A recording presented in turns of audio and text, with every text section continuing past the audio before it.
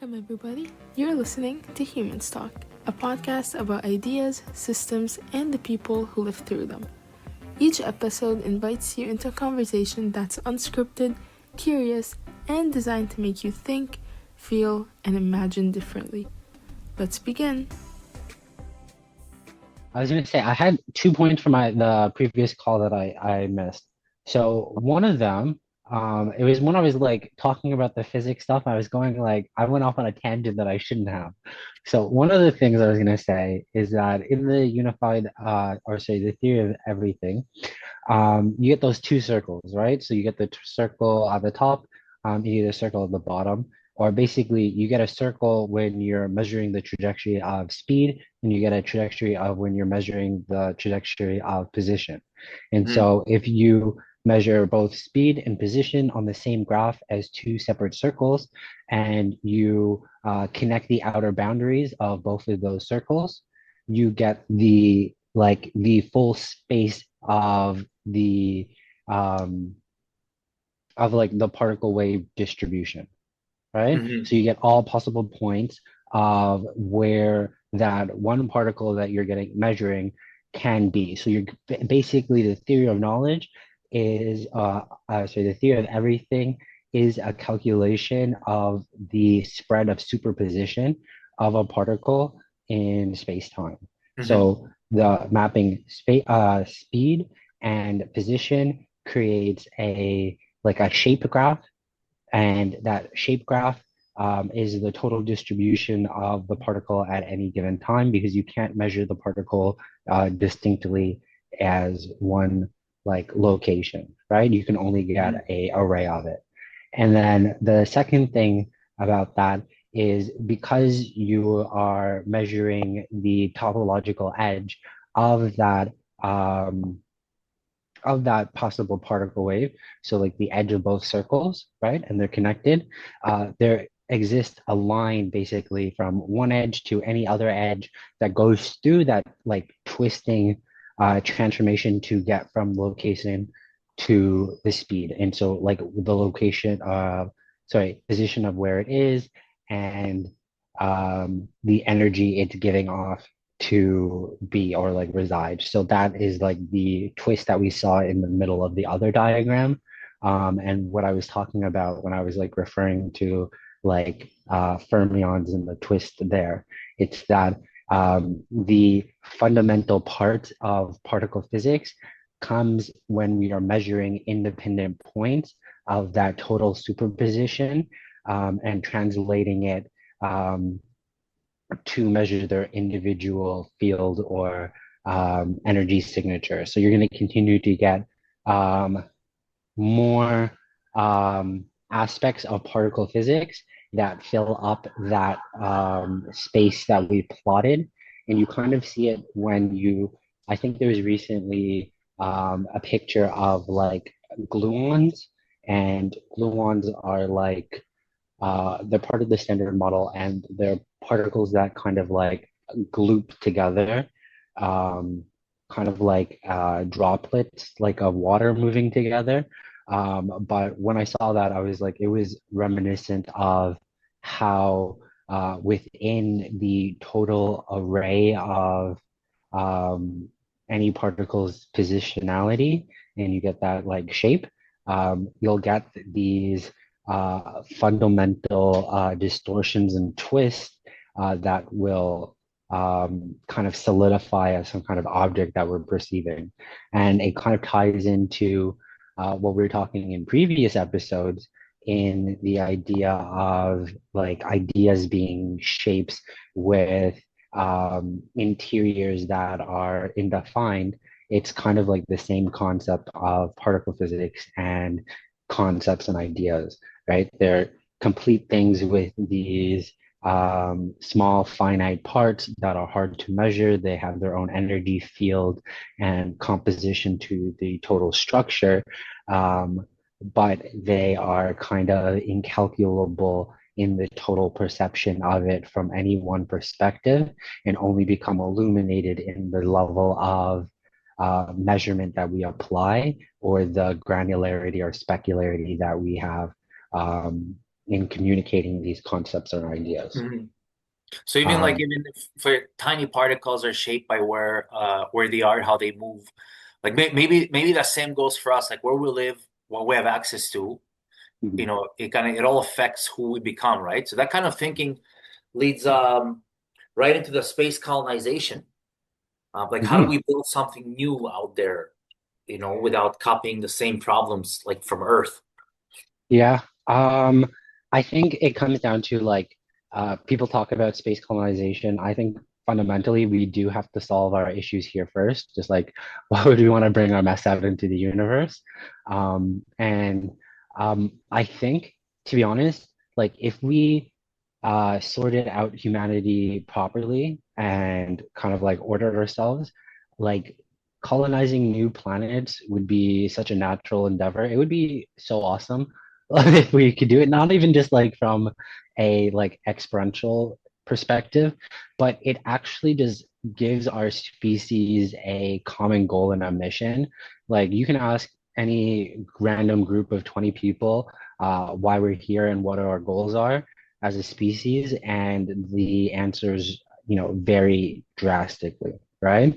And so it's like, how do we get to this point of having one mind or one opinion of what our purpose is, um, and allow it to guide that exploration. And I feel like um, what I was talking about before, like in the previous like mention, and what I kind of like elaborated in following up, is what I'm presenting is a specificity and almost like a measure in how to evaluate the world and our connections between each other. I'm not postulating like any kind of revolutionary formula, but it depends. Actually, depending on how you see the episode of Why Don't We Read Cake, you might see it as a formula. But um, the idea of what I'm honestly offering is just, I guess, nuanced language, and a conditioned to recruit a sense of or various emotions and senses as the apparatus in which we navigate the world. And that's something that we've been instilled consistently by government and our families, and the people around us. And so, um, like me communicating in general is just giving a organized perspective to all of those interactions that you get, right? And that's the best that I can offer. So it's like, um, if we try to adopt ideally my mentality, and that I actually said this to a business partner once before. She's like, what am I actually trying to do? And I'm like, I'm trying to write my brain into everybody else's brain as efficiently as possible. And I don't need to necessarily tell them that. I just need them to live in a specific way so that they get the clue. And like, so it was just like, um, yeah, I'm only offering a perspective pretty much. And that's what I was saying about picking up like 20 random people off of the street. They're all going to offer different perspectives.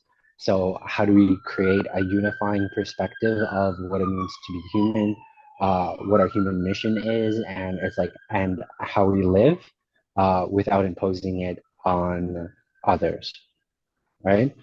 I think that will ultimately, like right now, because we don't have a consensus, we're again trying to sustain a system of high entropy, but not like in the perspective of rich people trying to, keep their rich and their wealth going. We have to kind of look at it this aspect of a system of high entropy of the political scope of countries trying to maintain stable populations and economic output. And that is what humanity is right now. We're a bunch of groups of people who are continually vying to keep our own groups of people alive. And the fact that it's like isolated to who we consider our group of people, is the issue, and also why you can't ask anybody what our mission as humanity is, Mhm. because all of those different groups of people, they are trying to keep people alive, but they're all trying to keep a frozen ideal standard of human alive that has an in group and has an out group, And so it's right? like It has not a everybody's not thinking the same, just giving people like a framework that helps them like yeah, align with without being told what to believe. And it's like common flow, you know, instead of giving somebody a script. yeah. And If like even like you can look in that of like there's a lot of like religious people like fundamental Christians, they'll be like life is just to replicate and have fun, right? And that comes from like the Bible. And I don't necessarily agree with that, like replicate and have fun. No, I think if you're gonna try to pick any definition from the Bible, I would say we've been given dominion over the planet, so we should, treat it with stewardship. And I think dominion and stewardship are like the two things that are extrapolated from any kind of a responsibility of what we have on the planet. And like I've heard in my own upbringing, I've seen dominion being explained as a way that people conquer the natural world. And I've always seen it as the the stewardship perspective is like if we have dominion over the world, we should be like the shepherd over the world, right? And that should be like our existential positionality, right? And so if we are a good shepherd over the world and how the world and understand how the world thrives, that means we should be championing biodiversity off the bat, right? Because biodiversity is the effect of the world acting on itself, right? That's what you've been given dominion over. All of the animals are a product, like because some people like take it as like divine design sometimes, and it's just like everything's placed there.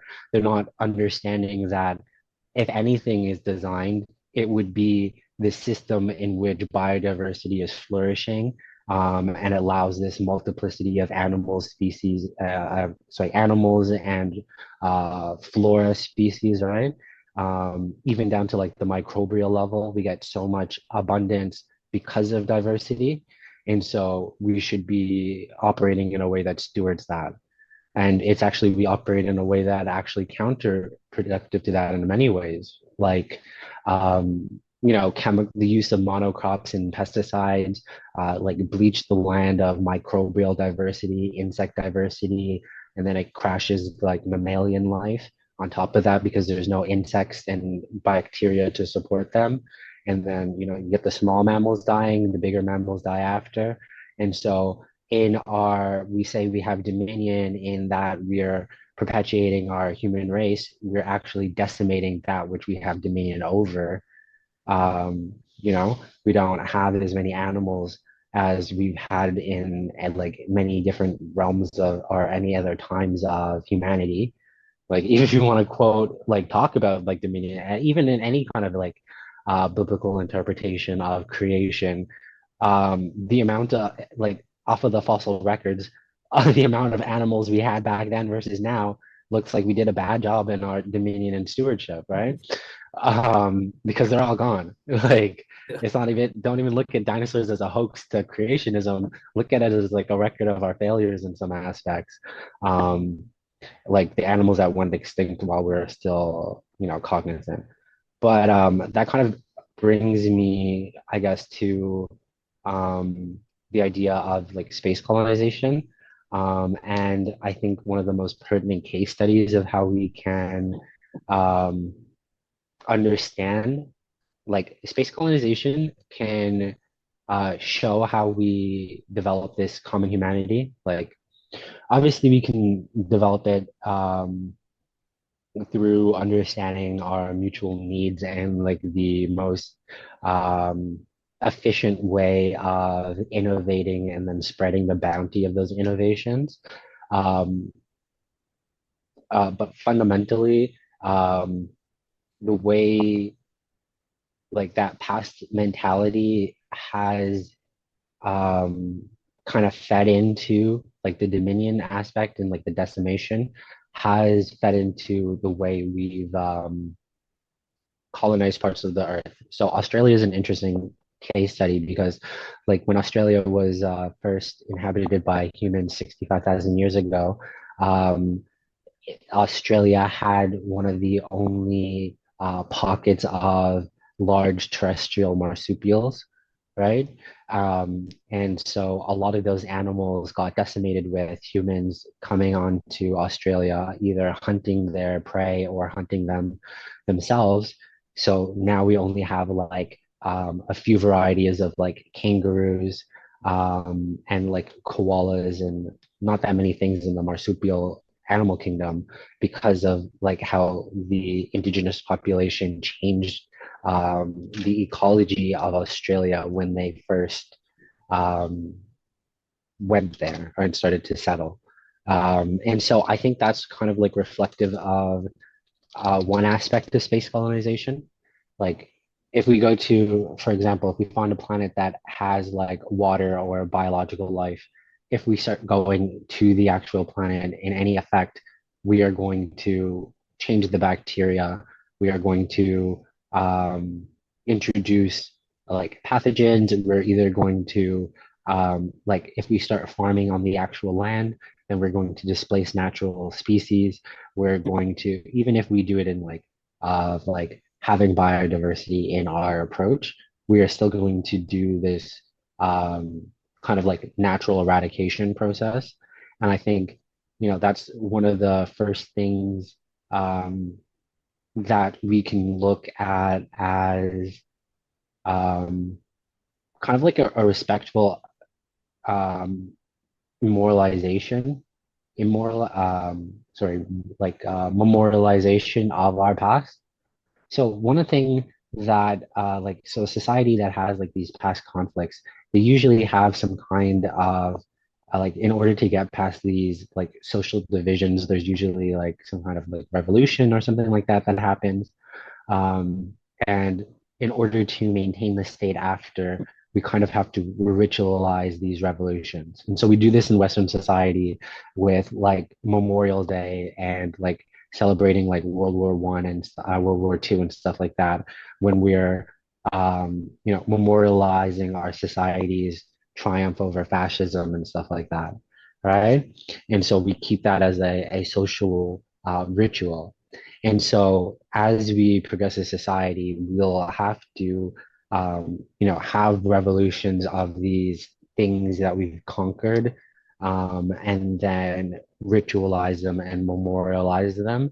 And, you know, at one level of when we get to the point of space colonization, it's kind of like a heavy-handed ritual that we'll have to embark on if we are to interact with other planets with life.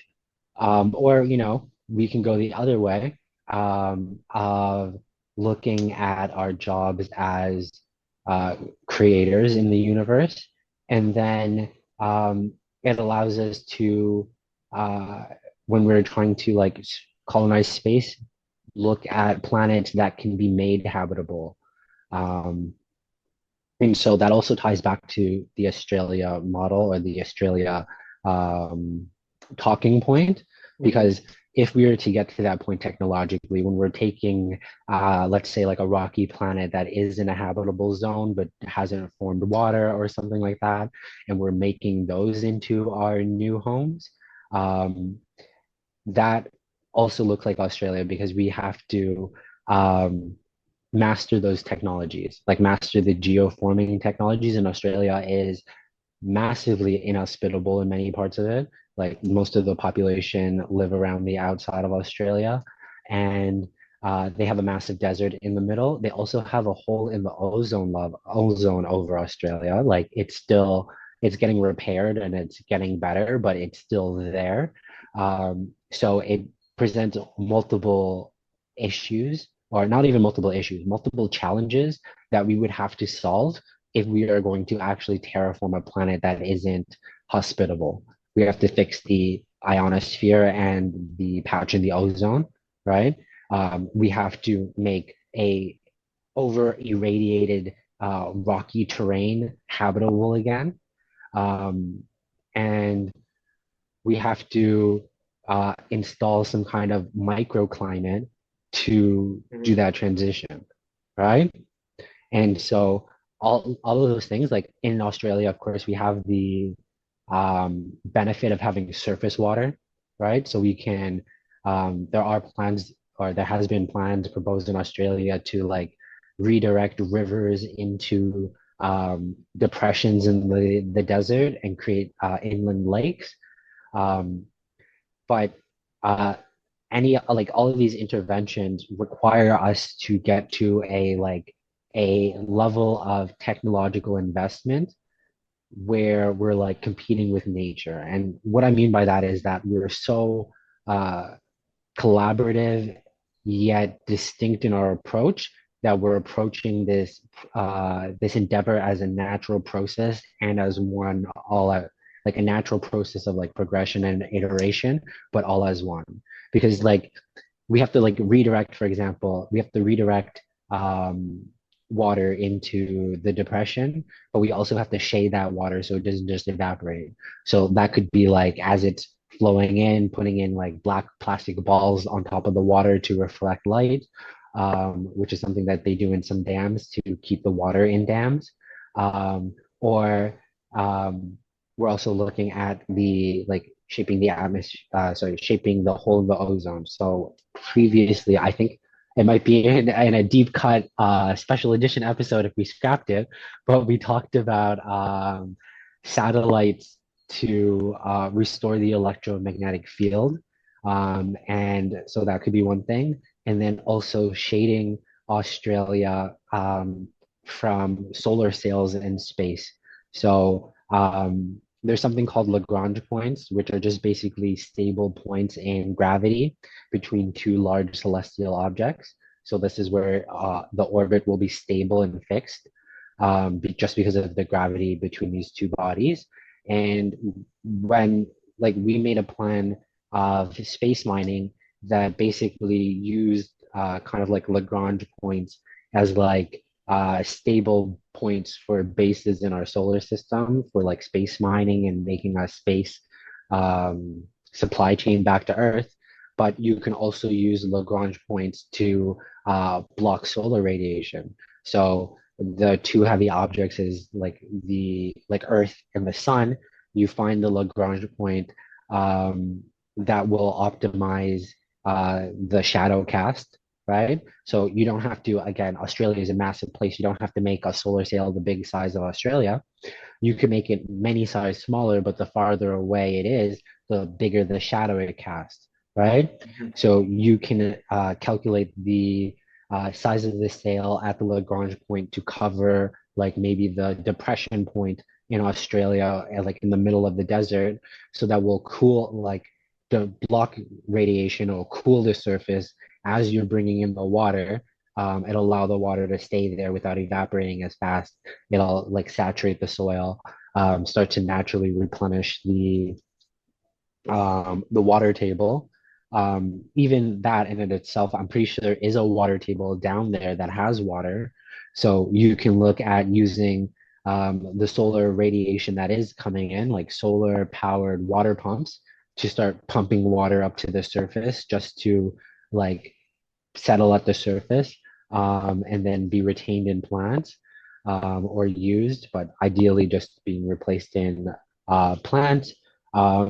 We can look at inoculating the emergent soil. So China, for example, when they started to do de-desertification, what they did is they put like straw in grids, and then they press like they put it flat, and then they press the straw in so it like folds up as it goes in, and it makes hexes, right? So it makes boxes. So they go down, and another line goes the other way. And the idea of the straw being put in the sand is so that the sand moves less, it settles more, retains more moisture, and as the as the straw starts to break down, you're getting more microbial activity in the soil. It's more settled. You have more moisture, and you're starting to develop those other layers of soil, right? So soil is usually salt, silt, and loam. And then loam is like dead organic mass, right? So we could look at inoculating the straw with different types of mycelium that are um, more capable of like consuming like silica or the other substrates of the sand. So we're actually like then allowing us to create a more of a loam matrix in the sand. And that's just taking existing techniques. It would literally, once you understand or once you develop the strain of mycelium, you're just spraying it on the straw before you were doing the same step you were doing before. But what'll happen now is as it grows in the sand, you'll start to create a mycelium matrix in the sand that will hold it more stably and start to create that loam effect. So you'll actually get productive soil much faster. And so now we have multiple systems working in together. We have multiple levels of engineering. We have like biological and microbial engineering for the mycelium. We have landscape architecture and civil engineering for designing how we're going to like slope land and get the water moving. We have aerospace engineering for blocking the Lagrange point and like integrating satellites. We can like, you know, if we were in a off-planet situation, we could look at devices of like changing the um, the air concentrations, right? But like because of the particular issue in Australia, the best way of actually repairing the ozone is to just limit the amount of fluorocarbons in the atmosphere. And I think right now China is the largest producer of fluorocarbons that are affecting the ozone layer. They have like reduced it, but they're still, I'm pretty sure they're still the leader of it. Um, but yeah, so that is a little bit different. Like in a case where it's not, you know, a country on a planet where we all live, you could look at, and you have water, you could look at uh, seeding the water with different types of algae that produce oxygen or consume whatever is in the atmosphere composition, right? So it's like if you have a planet that has a lot of CO2, then you could put different types of plants that will consume the CO2 and make oxygen. Um, Actually, one thing I was thinking about climate change recently is, you know, there was a time like we talk about it in science, and I have to actually look this up, but there was a time where we got a ton of oxygen because of all the algae in the sea and stuff like that. So I'm like, I was wondering if those types of algae that like were in those periods of like mass oxidization, um, if they were like better genetic converters of like carbon dioxide. So it's like, could we find like ancient plant DNA or ancient plant seeds, and those plants would be better at like soaking up CO2 than the plants we have now? Because all the plants we have now adapted to a higher oxygen environment, right?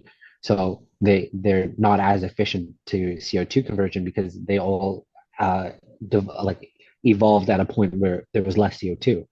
So if we go back in the like the you know DNA record of plants, would we be able to find more optimized CO2 converting plants? I've been thinking about that for a while, but I never researched that. Um, but yeah, I think that'd be interesting too, because then maybe we could have a like a strain of plants that we inoculate these new worlds with, that change the atmosphere a lot faster for us. Are you talking Technologies. about creating? You talking about creating them artificially, these plants, or Yeah, wait? like we could like genetically engineer them. Well, we probably have to because like depending if they're like older, like fossilized plants, we might just have like some of their DNA, and then we'd have to find like the closest plant like relative that we have now, and then we'd have to like either guesstimate the changes in the genome to change it or just like insert it. Um, Unless like we have a like the complete genetic profile, then we could just replicate it. Otherwise, it is going to be engineered in some way. Mhm.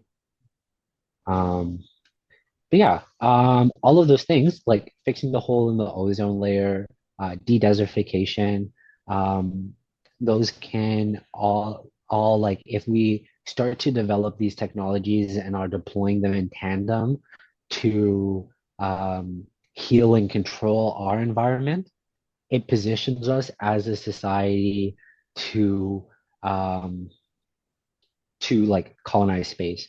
And I think that it will never come about unless we have that whole social change, because it will not be economically viable to do all of these things in tandem, Well, there's right? only certain people that are able to do it. And then even if you go into the whole aspect of like who can really colonize space, it's Mm. people that have the means to do it, and then what does that leave us, right? We kind of and then when you kind of connect it with Australia, just like an interesting point there is that the original colonizers they were sent they sent out criminals, right? From Mhm. from the UK legal system, right? Well, I don't Yeah, know the details there, but that's really the original settlers, right? So yeah. just an interesting off point, I guess. Oh Like yeah, no, we're talking about, we're going to connect that to space. Space is the opposite. It's not going to be the criminals, right? Or oh maybe they no, are the criminals, it just could not be. convicted criminals, right? I I definitely, there's a lot of like connections to the criminals in space for sure. Um, because like it's like if we're getting to the point of colonizing new planets, it kind of leads to the whole prison planet paradox. So like I call it the prison planet paradox because it's like if you've heard like conspiracy theories, people are like, oh, this is like a spiritual prison planet, right? So it's Mhm. just like if we get to the point of being able to go to different planets, colonizing them, making them to like colonizing them in, like I was saying, taking like a rocky planet and making it viable for life, um, what is actually stopping us from being a prison planet if that like level of technology and sophistication exists? Like we could, if we can go out, make a whole planet, and then, trap a population there, um, then, we could be a prison planet. And I don't think it's morally justified that we go and do that. And I think we would be going to do that because we've already started to do that here. So, like, the United States are exporting criminals to El Salvador and they're creating a prison country, right?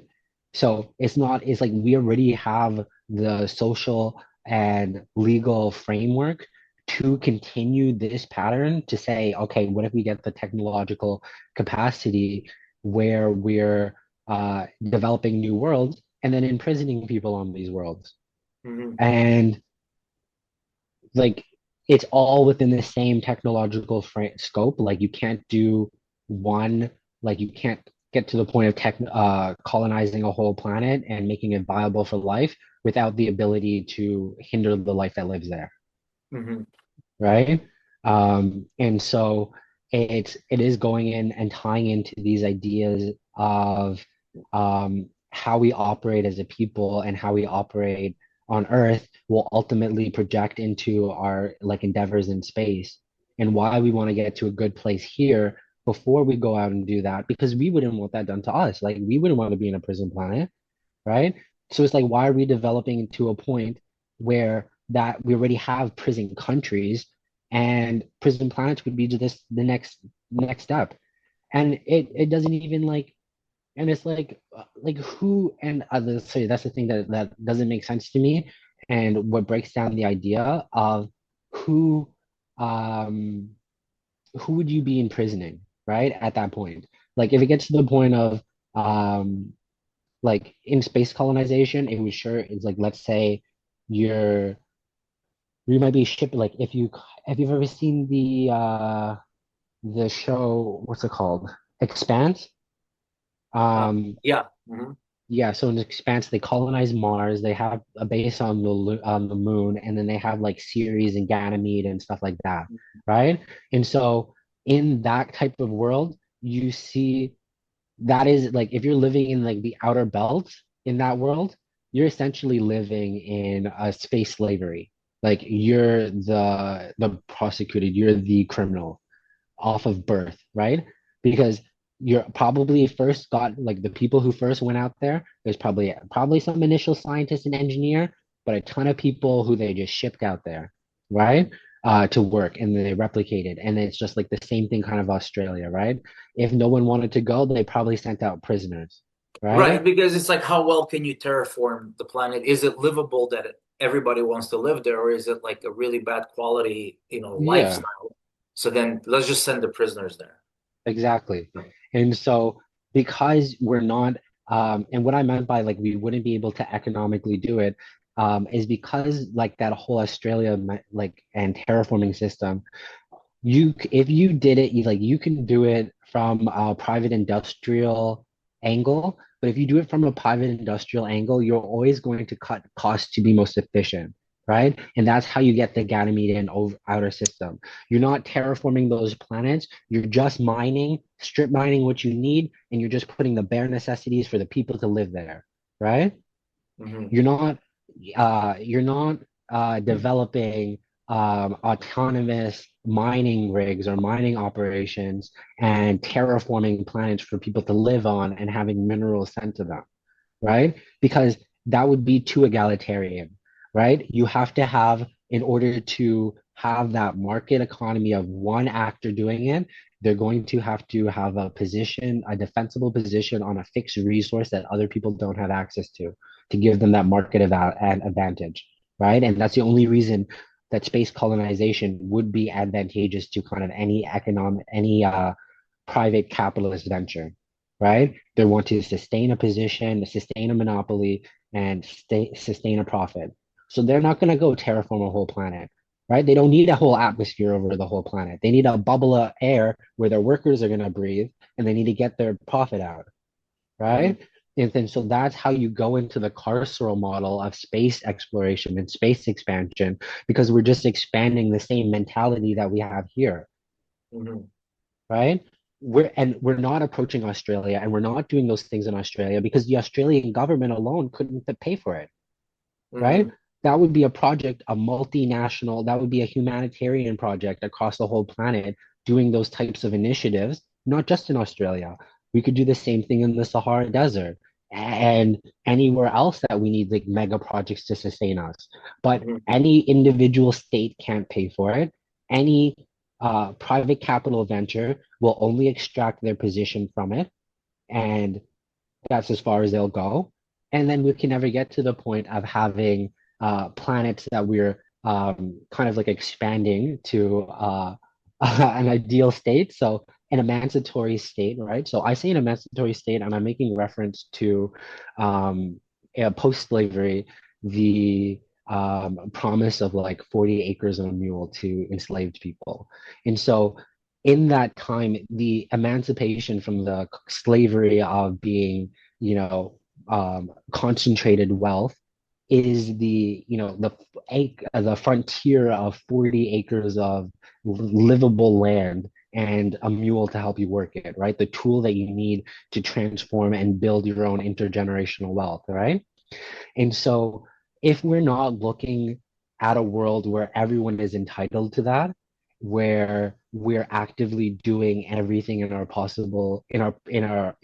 power to give everyone a base, then we're going to go into that monopolistic world. If we are in that kind of emancipatory framework where we see ourselves as maybe, prisoners of our condition and in our common, enslavement to our human bodies and our human condition, we work together to free ourselves and free ourselves from like ignorance and free ourselves from the limitations of our collective knowledge, and so that like goes into engineering and medicine and all those things. If we're looking to free ourselves from those constraints, then we're going to develop a world where we want to give everyone like a UBI. We want everyone to have space to grow food or just like live life and kind of um, live in, I want to say like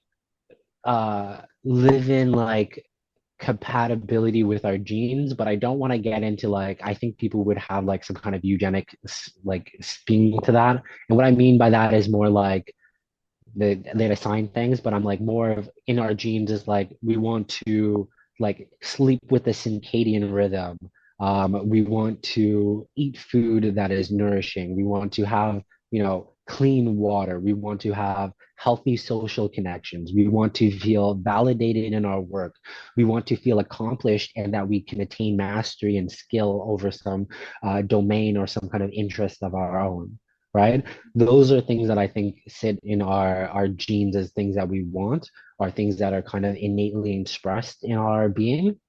And so if we're living in a society that champions that, then we are going to kind of get to like a 40 acres and a mule type of thing where Mhm. we're terraforming these new planets and we're like selling planets that we're designing subdivisions where the planets where we're maybe like, creating fauna, flora, all of these things, but you're going to this world to either work the land and develop some new system of indigeneity. And so I think developing systems of indigeneity will be fundamental to this shift because it will allow us to identify who gets to stay on Earth and who has to leave. And not in a bad way, right?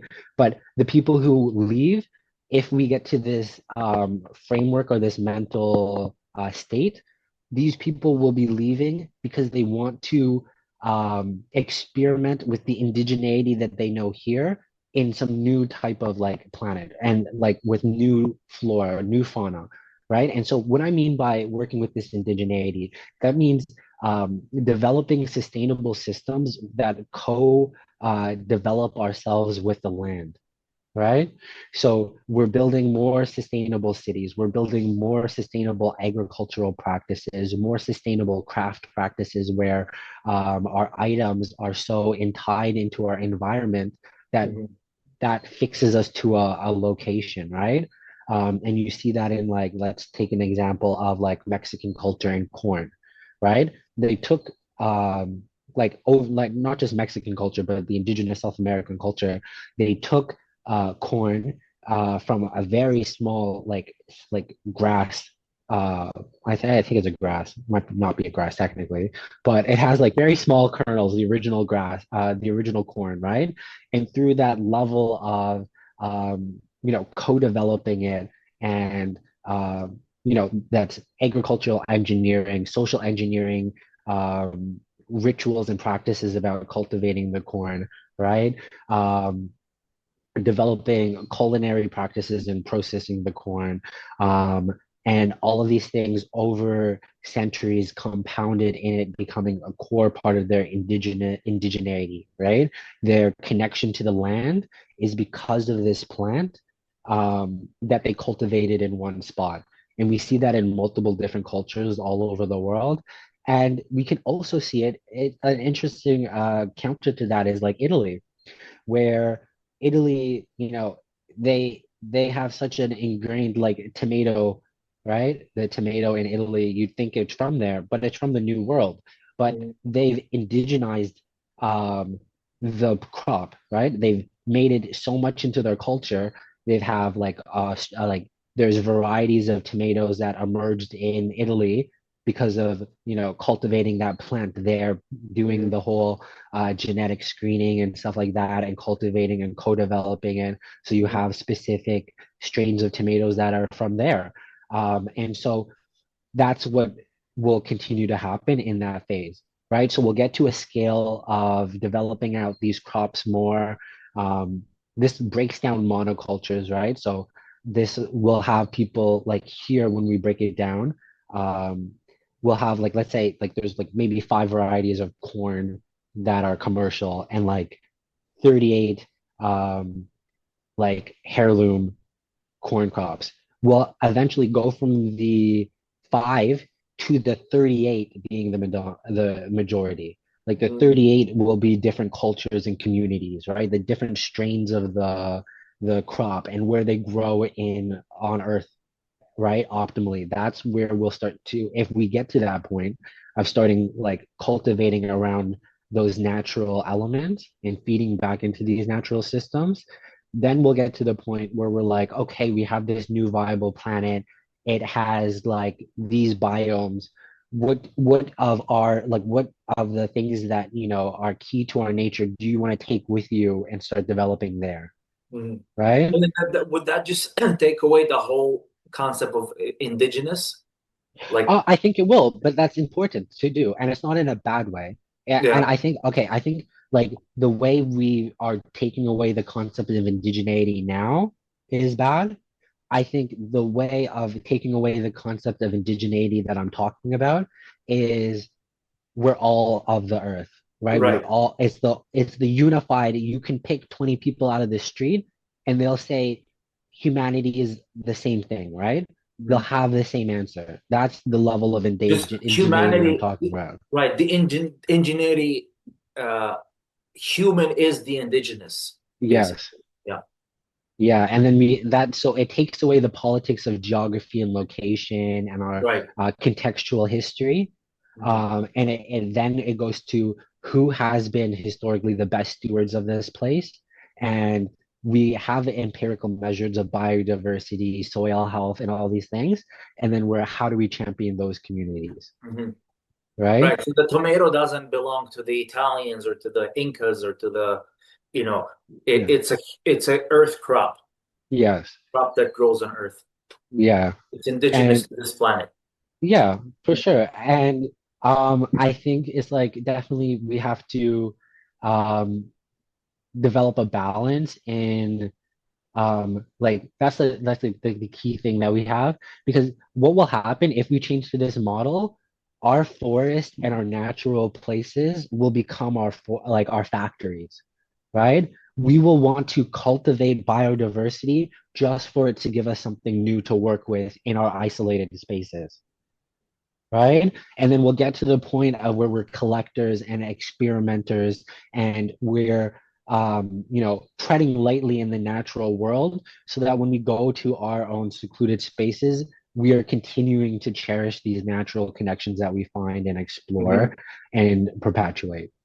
Hmm. And that will turn into like everyone will kind of turn into like a biology nerd in some kind of aspect, right? Hmm. But it's not even just turning into a biology nerd, because then we'll still need all those other aspects of humanity, right? We'll still need drama, and we'll still need like stories, and we'll still need medicines, but all of these will be based in a respect for the earth as opposed to a deference, and Hmm. it totally reorients our infrastructure, right? Hmm. In our previous conversation, I was talking about how there was a community center in Ecuador that was like it was like a bread oven and like a community space and like a knitting space for the community, right? So it's like we get to the point where they're bringing in the natural world around them. So there could be fields around them or microplots that people have. They're bringing in the crop, milling it, turning it into a product, and in their own regard being able to cultivate their relationship with the natural world, with the crops, right? And then the artifacts that they're making from the crops, the bread, um, and developing culture around that, Hmm. developing their place in the community around them, like their sense of accomplishment and mastery over developing it, and their place in the community based off of the reception of other people and how it's connected and received.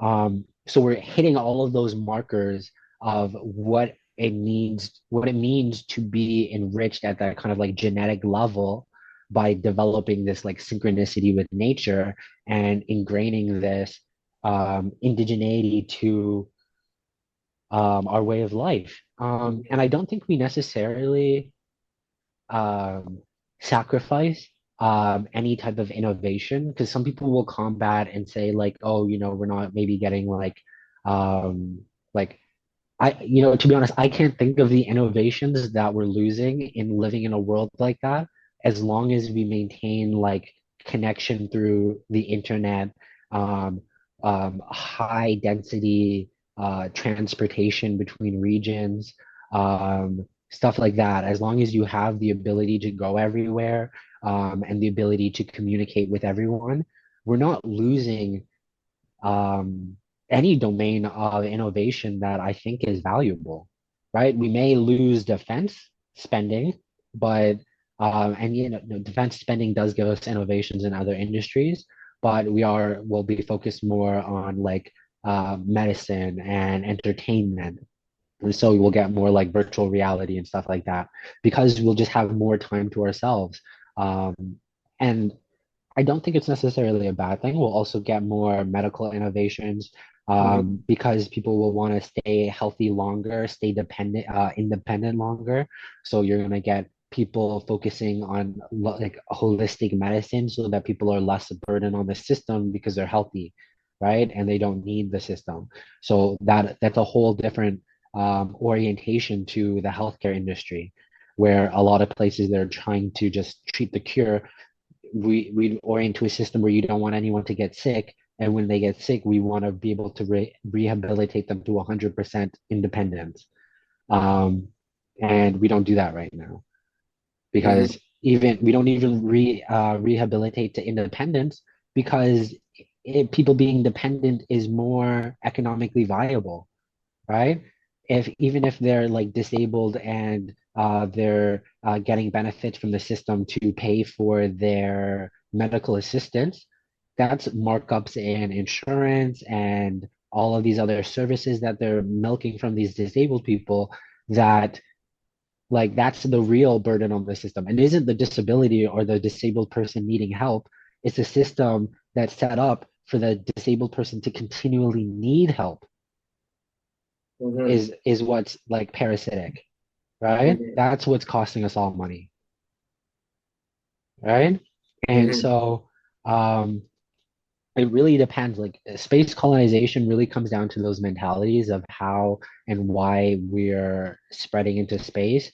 I don't think I definitely do see, sorry, I kind of went both directions. I said I do. Um, I don't see the like whole Elon Musk, we need to go into space because the sun's gonna expand. Like we don't need to be planetary because of the sun. Obviously, we're going to get to by the time the sun explodes, we're going to get to the point of being fine. We have 5 billion years leg room. We do need to be multi-species. Sorry, we do need to be multi-planetary though, because um, to even out economically, there isn't enough space, right? And people are not willing to downgrade their lives. So we need to be multi-species because out of like human dignity and out of human respect, everybody wants more. And it's kind of like who are we to say, not to like who are we to say that you can't have X, Y, and Z to like the rich, because I definitely think we can say that to them in some regards. But it's kind of like who are we to put these limits on our innovation, because we do have the capacity and the engineering capacity to terraform new planets, to like I said, give us to this 40 acre and a mule model where we're expanding. It's not unrealistic and it's not impossible if we believe in our own engineering capacities, right? If we believe in in ourselves, it's not unrealistic. So we're selling ourselves short for less and for no reason, Mhm. right? We have to like be aware of what we're capable of as a species. This is actually one of the things that makes me hate about, like I hate ancient aliens and people being like, oh, they built the pyramids. I'm like, humans have had the same cognitive abilities that we have had now for over 200,000 years, Mhm. right? People have just been smart. like, Right. like, so we can do it. Like it's not like any kind of conspiracy. It's literally we have just been smart. Like this is another combat art to people who are um there's this whole view of like Africans being less than, but it's like we were all Africans at one point, and we wouldn't have been able to get out of Africa without African engineering. Well, Egypt is in Africa. Yeah, Egyptians are Africans. So, yeah, but even before then, right? That's yeah. true. That's true. But even before the Egyptians, we got out of Africa before the Egyptians, right? Right. Mhm. So that first migrations of sapiens out of Africa, even into the Levant, right, and stuff like that, we had to be smart enough to get out of Africa, right? And it's not like, and it's like all the people who moved out of Africa were black, so it's not like white people were made in Africa and then moved out. No, no, you got white, like people got white when they were out of Africa, right? So it's like that African engineering gave you sewing, it gave you all of the things, the hunting, the trapping, the making the tools that allowed you to get out of there, right? You can say, oh, they made farming in the Levant, but you didn't have the ability to make tools unless Mhm. you before to get out of Africa, right? You couldn't get out of Africa if you didn't have that tool making ability, Right. right? So I'm Mhm. saying we have always been that smart. It's just the context of how we're applying that, like that raw capacity, right? And so if we're applying it in this this sense of, you know, I think what we're doing now in the sense of like having these kind of like God King billionaires is we're giving up our own capacity of understanding what we're capable of, right? We're saying, oh, this person, they're so rich, they came up with all this X, Y, and Z, they must be worth it. But you're not thinking about what can you make, right? And Mhm. what is within the scope and the frame of what you can do. And people do look at it in like a reductionary sense, like, oh, they have more time per hour, blah, blah, blah, blah, blah, blah, blah. I get that too. Like, to be honest, like, there's But like more resources. yeah, 100%. I'm like, I could be there's times where I'm like, I could work on something for Project Human City, or I can make sure my sink isn't full of dishes so that the next time I have to cook, I can actually cook, right? Yeah. And if you're rich, you're not thinking about that. You order your food or you have someone to make it for you, you go out, right? So it's just like there are those swaps that, give us time or like stuff like that. I'm pretty like uppity about my space. So I like to clean a lot too. And I'm like, that takes some time. Sometimes I'm like, I allow myself to like live messier because I'm like, I just don't have the time to clean up and actually do work. So it's like, yeah, I definitely get that trade-off. But it's just like at the end of the day, we do have the capacity to create value on scale for people, and we do sorry, we have to position ourselves as um, kind of like everything is possible and what is possible and what can I see emerging from the tools that I have around us, right? This is the same thinking that got us out of Africa. What can we do with the tools around us, right, to make our lives better, Mhm. right? Right. Yeah. So like in And space colonization, right? It's our next chapter, then grounding ourselves in balance, right?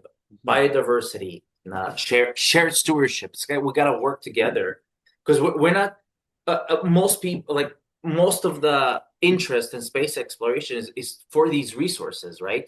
How do we yes, get more resources, more resources, more resources? But maybe we got to shift that thinking a little bit. How do we make our lives better? And how do we yes. live together so that we don't, let's ship out these people to this planet, you know, and I have I don't to know make our actually lives better here, we'll just ship these guys out there. actually the idea of shipping people out, I don't know, it's not that controversial. I've talked about it publicly before, but to be honest, I think the pen is kind of a controversial take. But depending on the planet, I think we should kind of filter the people we send to them. So, like for example, I use the example of Mars. Like, if we send regular people to Mars, they're gonna die a horrific death. But if you send people to Mars that have something called Marfan syndrome, they're probably gonna actually live a better quality of life than they have on Earth. So Marfan syndrome is a genetic condition that causes you to grow taller than normal and have like elongated limbs. And like these people, they can regularly grow up to like 7 feet tall. Marfan, it's like spelled Marfan. Um, and so like these people, like they grow tall, they have usually heart issues, right?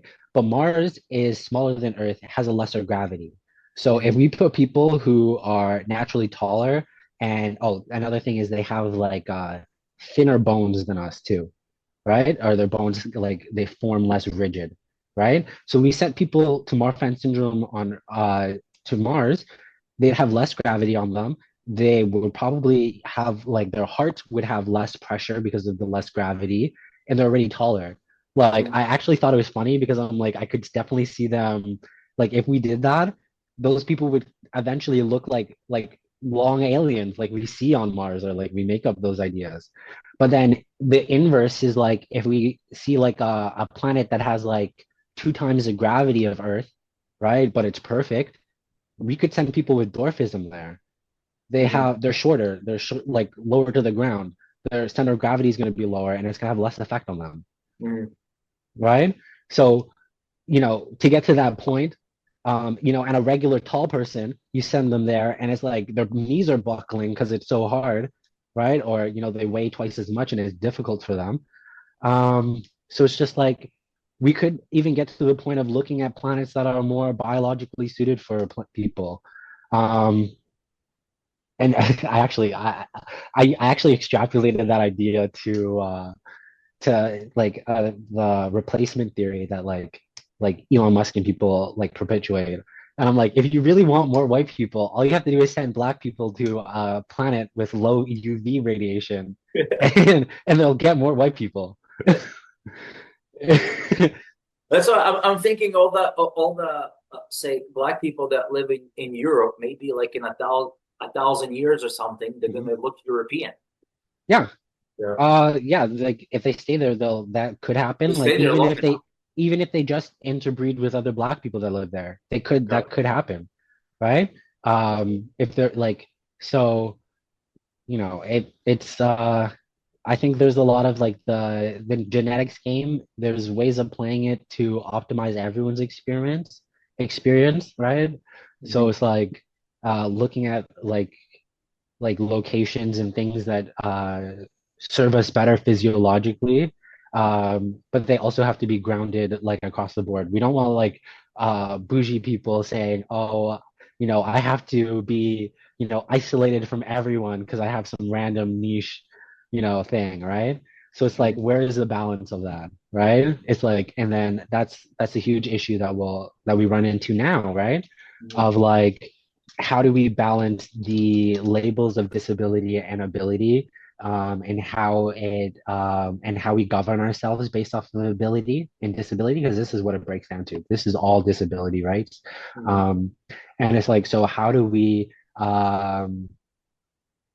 measure disability? And there's like a disability advocacy. Her name's Crutches and Spice, on like social media. On her name's like Imani, and she talks about how once the state starts to legislate the bodily state that you're experiencing, they are starting to legislate disability, right? So it's like once we start to legislate human like bodily states, we can compare them, rank them, and then extrapolate them into disability and ability, right?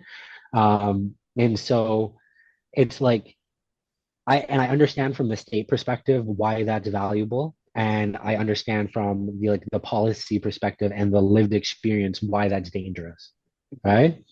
And so I kind of see it as how do we get to the point of designing systems that ensure the independence and opportunity for growth as opposed to categorizations based off of ability and positionality, right? And of course, you're going to, um, I think this actually allows it to be socially corrected, right? And the social conservatism will socially correct this.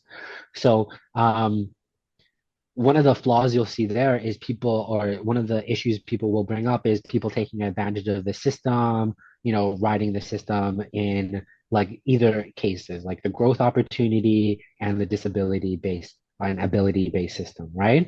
People go on disability or they'll uh like have multiple children for child support and stuff like that, or do all these other things to like tax the system and like um tax the system and, get a benefit out of it. But we, in and of ourselves, socially reinforce like what we think is right, right? And our own sense of meritocracy. I don't see people with like multiple kids on the system. I don't see them like being praised or being socially desirable. And so people are already wary of that lifestyle and wary of that trajectory, right? Mhm. So it's just like I kind of think that we're kind of underestimating our ability to like gossip and project our own ideals, regardless of the system that we live in. Like we're always gonna gossip, we're always gonna compare ourselves to each other, right? So that means we're always gonna course correct our own behavior to be optimal in the social like situation, right? To have pride pretty much, right? And so we're going to get to this situation where, even if we're shifting systems and people are taking advantage of the system, we already live in a system that shames those things, right? And also, as we develop more systems of communication about our interpersonal relationships, we're able to identify those people who don't have good quality, like don't have integrity or good character, right? We're able to see that because we're able to communicate the patterns that we're seeing in their behavior and how they interact with the world around us, right?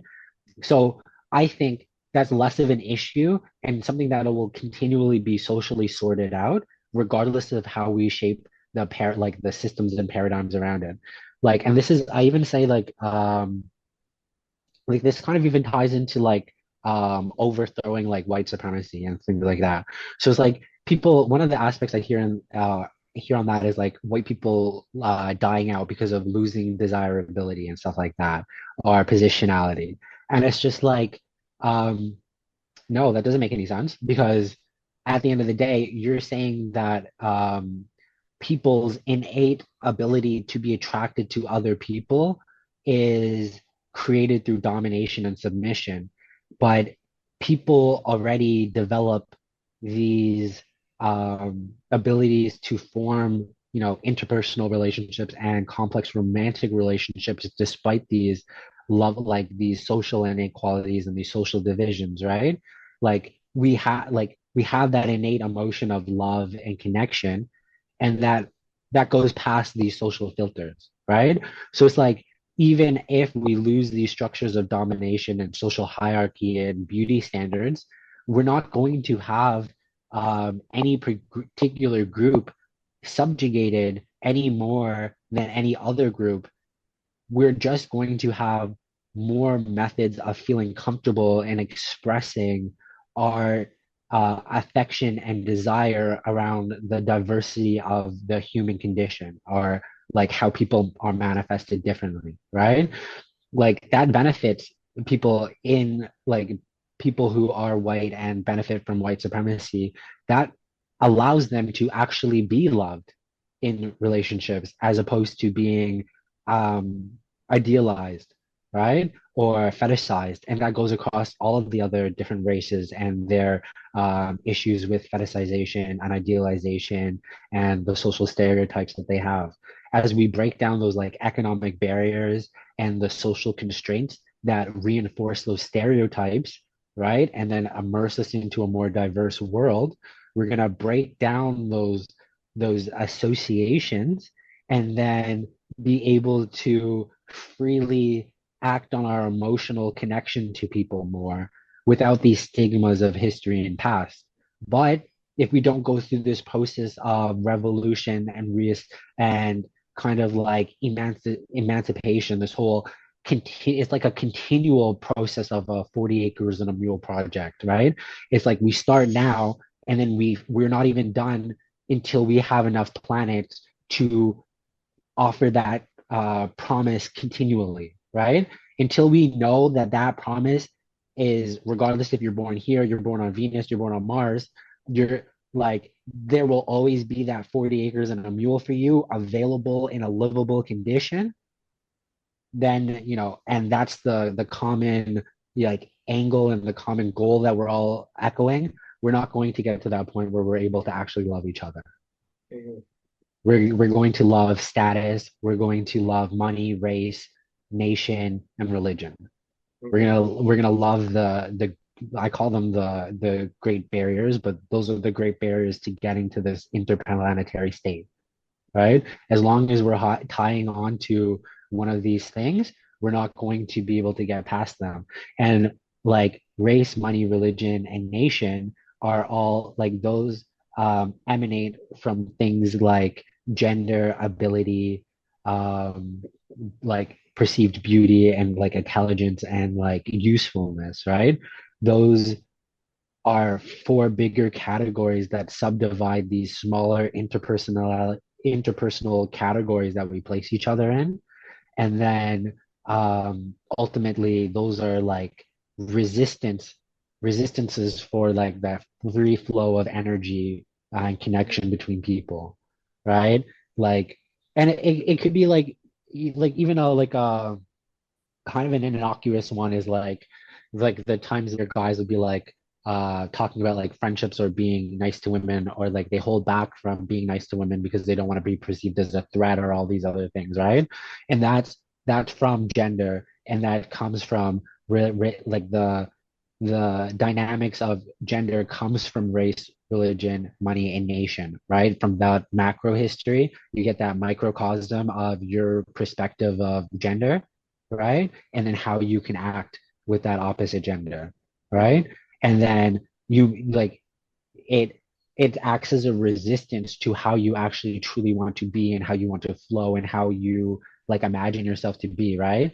Um, and you know, and some And it limits our reality as well, right? yes, Because of what we talked about in the previous episode with the whole design. If we want to design, so to speak, a world where we can actually go beyond our limitations, right? mhm, It has to be less limited yeah, to our own perceptions.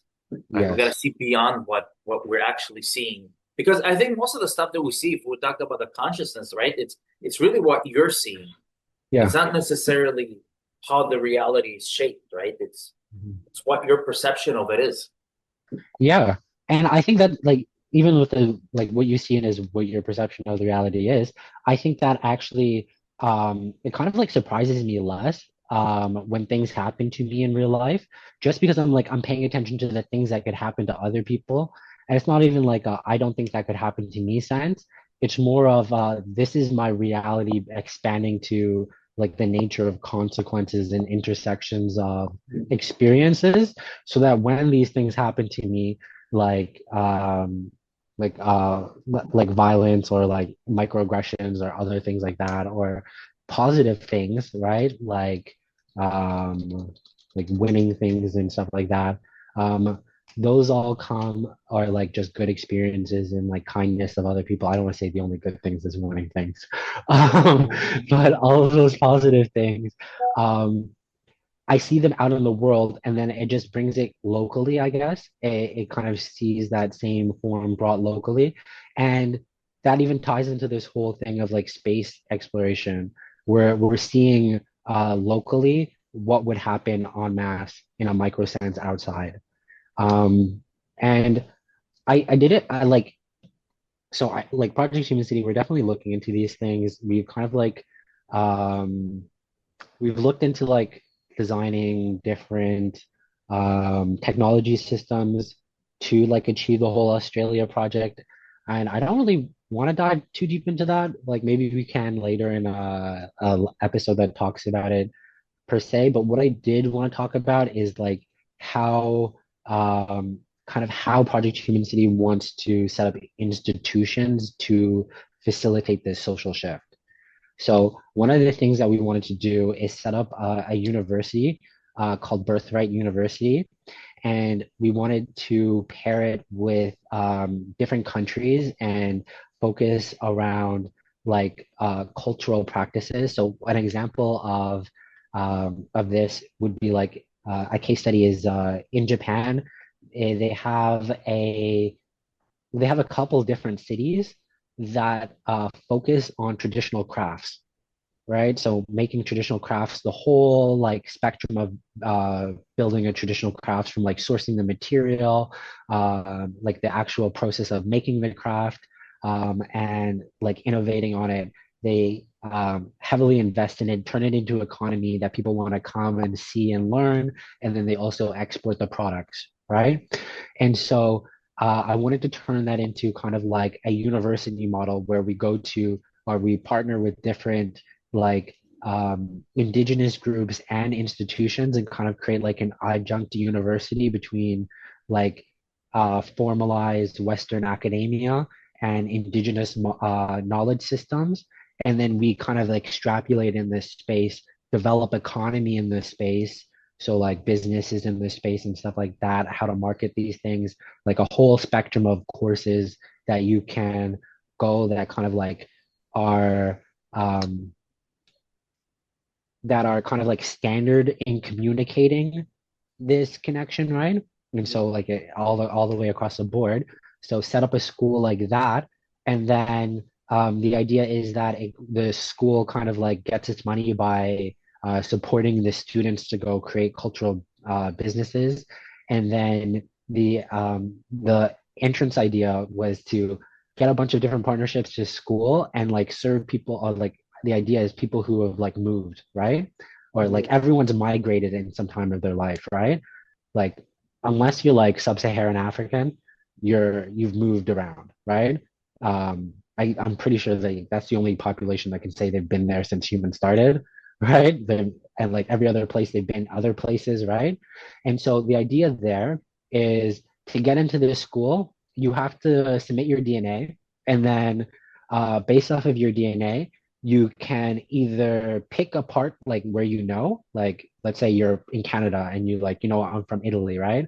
So you'd be like, I want to go to Italy, and then you'd have to like write your entrance exam or your entrance essay on why you want to go to Italy, and then you could get into Italy, right? But if let's say that quota is filled and like the Italy branch is filled, then you're reassigned based off of a random other genetic place that you share a heritage to. So you have to learn about that place in your genome. And then the other option is so you know where you're from and you want to go learn there, or you just want to free fall. You give your DNA and we randomly assign you somewhere in your genome. And that's the entrance exam. Like that's how you get in. I And like that idea. yeah. You get to And then so reconnect with your roots and get a degree. yeah. And then that model is the idea that once we leave Earth, we can, and like you're on Mars, you're born on Venus or whatever, that's an option to everybody to come back to Earth, Mm. right? Because there will be people on Earth still, right? And then we won't know about them. Cultures will diverge, right? You'll develop Venetian culture, Mars culture, all those other places, lunar culture, right? Mm. So a way of perpetuating this and kind of like going in that idea of like, I want to take the tomato and bring it out, right?